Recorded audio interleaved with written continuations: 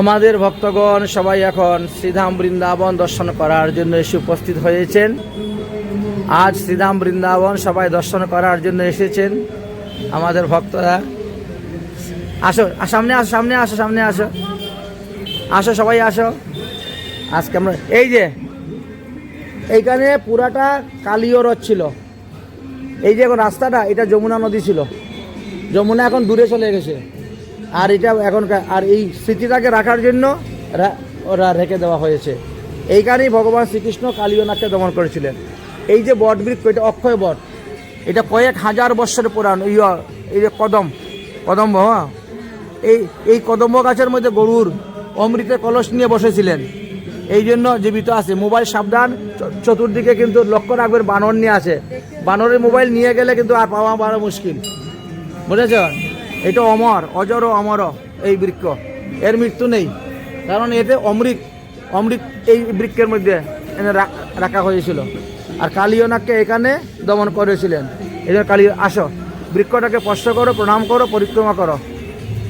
এই হলো অক্ষয় বট। আমাদের ভক্তগণ সবাই আজকে আবার আসছেন কালীয়নাগ দর্শন করার। রাধে রাধে। এই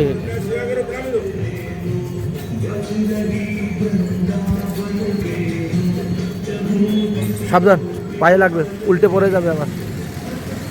যাও, দেখেছ? এই যে এইটার থেকে গিয়ে লাভ দিয়ে পড়েছিলেন, দেখছো? এই হলো সেইটা।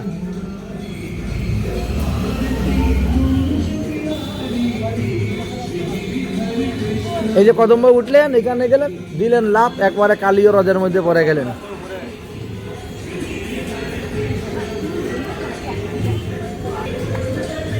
আসো,